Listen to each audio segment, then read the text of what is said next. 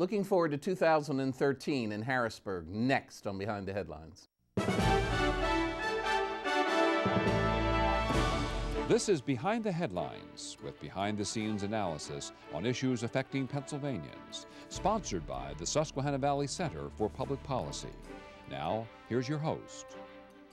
Hi, welcome back to the second segment of Behind the Headlines. And in this particular segment, we're going to have a guest who is in the news perhaps as much as any Pennsylvania leader in the last few weeks, and that is Steve Hicks, the president of APSCUF, our faculty union at the 14 state universities. Welcome back, Steve. Maura and I are happy to have you here, and of course, you've been in the news, and you've been busy.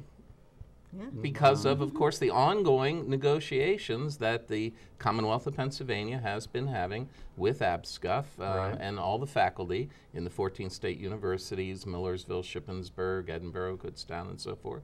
And it's been a long time since the last contract, hasn't it been?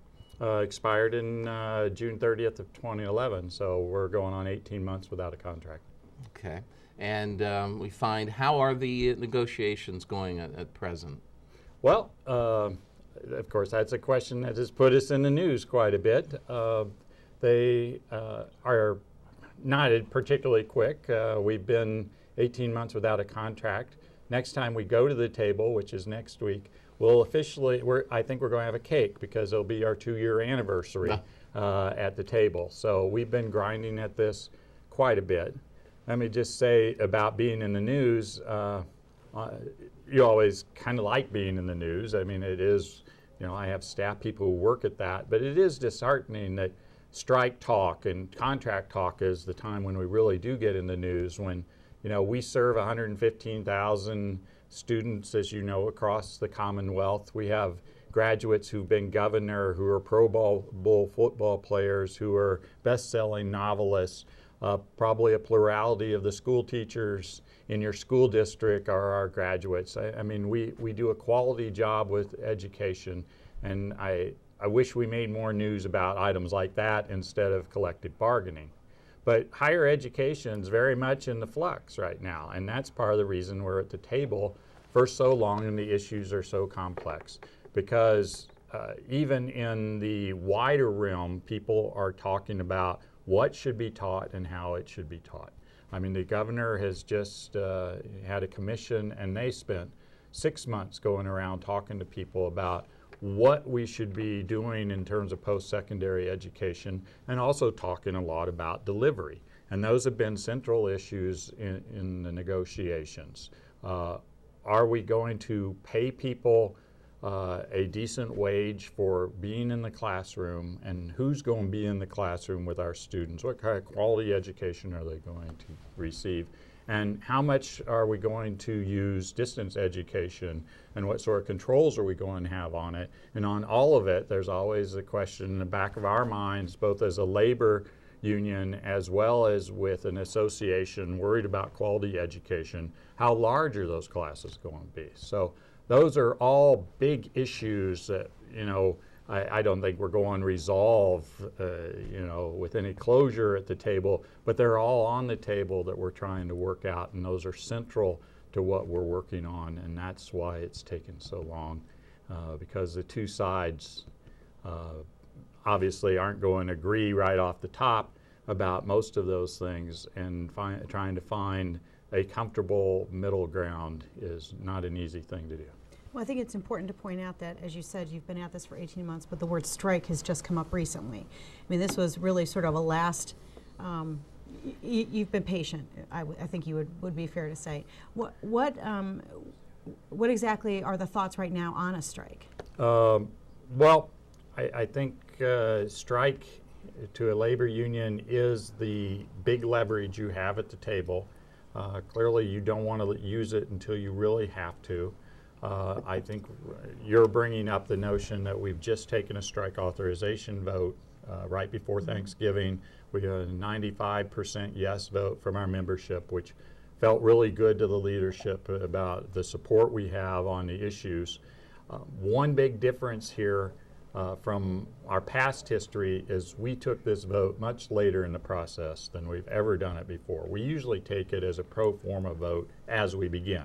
This time we've waited 18 months after the contract's over and taken the vote, and that led to a real debate about certain issues and things that are on the table. So it was a very different kind of discussion. So we felt very heartened by the 95% yes vote, which says these issues I'm talking about distance education and how we compensate our non-permanent faculty in particular, are things that are very important to us, and we're willing to go to extreme lengths to reach a good resolution. On the other hand, I think we are concerned about education. I know we are, and that's what we do for a living, and we don't want to just, halt the education of a lot of students, 115,000, without, due consideration and understanding of the effect. If there's much of any chance of reaching a resolution without a strike, we'll do so. I think you recently announced that you've put off a strike definitely until the spring. We did do that. Yeah, yes. and I know a lot of students are probably pretty relieved about that, because most of the interviews I saw of students, they were a little bit concerned about this disrupting their fall or winter semester. I think, yes, we announced last week that we weren't going to strike this semester. This is the last week of classes as we take this. Next week is finals week, and we had a long discussion about timing and whether this was the time to do it or not. We have 2 negotiation sessions yet in December, and we have hopes of seeing some movement that change the tone so that the word strike isn't the first one popping up in press releases and so forth. But we have to move. I mean, we get stalled and we don't feel like we're getting anywhere with the other side. You're not left with any choice, really. Right. So. Steve, you have, APSCUF has had for some time a really, really good staff, and your staff has done an excellent job in tracking what's going on in Washington, what's going on in Harrisburg in terms of education policy. When you look at Washington, D.C., and we hear all this talk, and we talked about it with our earlier guest, Dave Patty, about this quote-unquote going off the fiscal cliff. Interesting metaphor. Right? Yeah, it is. How will that affect PASHE students? How does that affect the system in your mind? The problem with that question, as good as it is, Charlie, is not much anybody's going into the weeds on the details on higher ed. The core number, and I hope I'm repeating the same one that Dave cited, is non-defense spending is going to be cut 8.2% if they go ahead with the cliff, the January 1 agreement that they came up with to balance things out a little over, what's it been, almost 2 years ago now. The problem with cutting everything except defense 8.2% is education's going to be a big part of that. And there are 2 big issues to our students that have been talked about and worked on that probably are going to have an effect. The first one is Pell Grants. The Obama administration has advocated for more Pell Grant spending, and they've also changed the rules in terms of eligibility.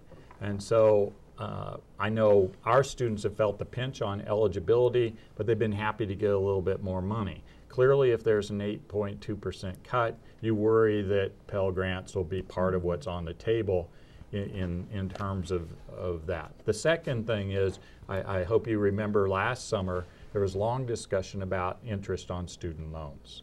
And our students these days averaged about $25,000 worth of debt when they graduate. So the difference between 3.5% interest on your student loan and 6.5% interest on your student loan is significant. And clearly that is a budgetary issue. It's another thing that you worry is going to be on the table when they make these cuts, when you get into the details. And that's going to keep some people from borrowing money. It's going to make paying it back harder, and it's probably going to change the numbers in terms of what we do in terms of serving the working class families across the Commonwealth, because It hasn't been highly publicized, but the last 2 years we've had a reduction in the number of students we've had at the 14 state system schools.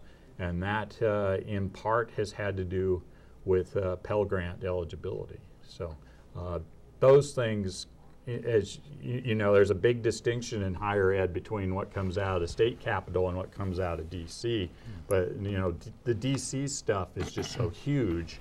You know, the amount of money in Pell Grants is, you know, billions of dollars. When we talk about state funding of higher education, isn't even $1 billion. So you have to worry just because of the size of all their programs, the massive effect it could have on higher education in the Commonwealth. So the fiscal cliff is rather far-reaching. The fiscal cliff with those kinds of numbers has a potential to do damage in a whole series of places, from all the way from pre-K all the way up through, you know, the 16th year, as you want to put it that way. Since we've seen you last, Steve, the Governor's Commission on Higher Education has issued its report. Sure. What was your overall evaluation of that? Good news, bad news? Well, I think when the governor announced it in his budget address last February, we were very concerned about some of the issues that might come out of it. I think the end report we felt pretty satisfied with, particularly that it proposes a baseline for higher ed funding for the public institutions. And that's something we haven't seen put on paper and put into work. You know, we took an 18% cut a year ago in the budget, and if the commission's report was to be enacted in some way, and that would give us a baseline.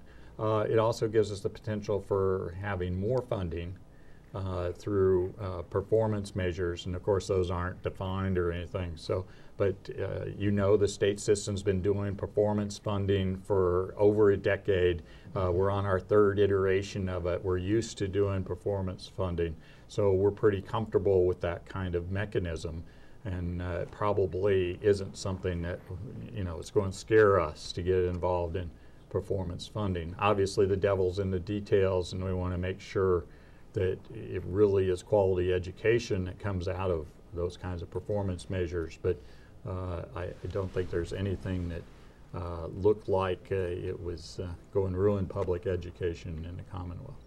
Well, as we close out our final show for 2012, it's the holiday season. Other than a contract, what do you think you're going to be hoping for in 2013? Well, that's pretty big. I know, and it would be really good to see public higher education be funded at a decent level out of the governor's budget. Concern again that he will propose a cut to higher ed, and you know, we have not kept up with inflation in terms of our funding over the last decade. So it would be really a positive message if he at least proposed a flatline funding, and if he could, you know, be Santa Claus and give us a little gift of a little more money, I think that would be great. So. Yeah, well, you think you have to get in line. Yeah, well, that is the problem in this town. Santa's right? got a long line. Santa Yeah, has a long well, line. you know, I've been to the mall lately, and that's true of Santa as everywhere. general. Yes,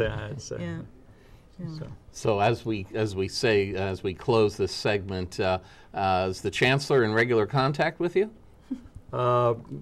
We talk regularly. Yeah.